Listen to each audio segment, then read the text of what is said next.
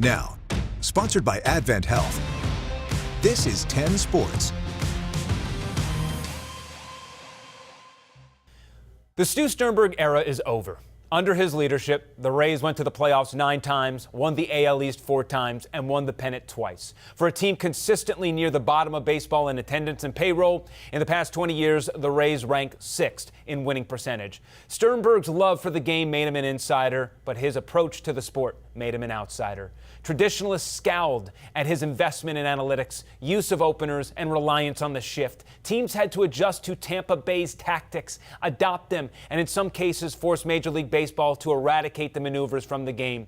Other organizations poached executives and coaches just to get a taste of Stu's secret sauce. As owner of the team, you'll be hard-pressed to find many in that organization top down who say a bad word about the guy. He is a beloved figure to those working for and with the team. As for the fans, well, there's a disconnect. Stu Sternberg is certainly a winner, but he doesn't want to win at all costs. His payroll was never acceptable for the fan base. The Rays spent more than $80 million on an opening day payroll twice. The largest free agent contract is Zach Eflin at 3 years, $40 million. Before Wander Franco's legal issues, he was given the largest contract in team history, but many wondered if he would even make it close to the end of that deal. Evan Longoria was extended and dealt before his full no-trade clause kicked in. Blake Snell was extended and traded 2 seasons later. Eflin, who I just mentioned, didn't even make it a full 2 years on a 3-year contract. I can go on and on. Under Stu, the Rays were great at doling out money for others to pick up the tab at a later date.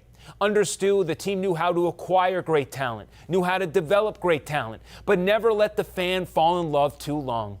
I've been told this many times by people, and it applies to many facets of Stu's tenure. He likes to date, but he doesn't want to get married. It was almost always better to keep filling up the farm system, shuffling players, than keep a fan favorite who might be a depreciating asset or due for a big paycheck. Logical? Absolutely. But this is sports. We're talking about fans. Emotions matter. Stu and this organization wanted to date players, but the fans wanted to fall in love. Didn't happen often enough. The skeptics grew louder. Apathy kicked in. It hurt the brand. It hurt Stu's trust in the community. Stu's mantra was break some windows. Don't burn down the house. But having no house is what ultimately did him in. There are 2 notable failures during Stu's tenure. No World Series win and no new stadium. Stu dangled a new stadium for nearly his entire tenure as owner, and this community gave up on him a long time ago. He drove politicians on both sides of the bridge crazy. I have no interest in working with this ownership group. He floated out playing half the season in Montreal like fans in this area should be thankful to share their team. We've been through this long enough that all for their own is not going to be an option going forward. Stu wasn't a villain like John Fisher in Oakland. He didn't trade all his players, leave a crap product on the field to pick up everything and just leave.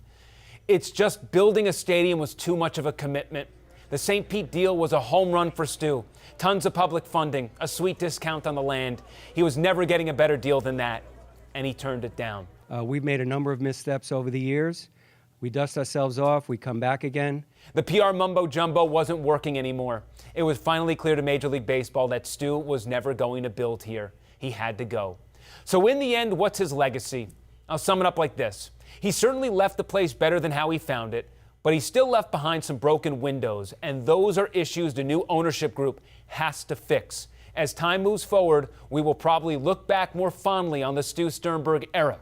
But in the present, a breakup was necessary. For a man who never wanted to get married, this certainly feels like the way his relationship with Tampa Bay was supposed to end.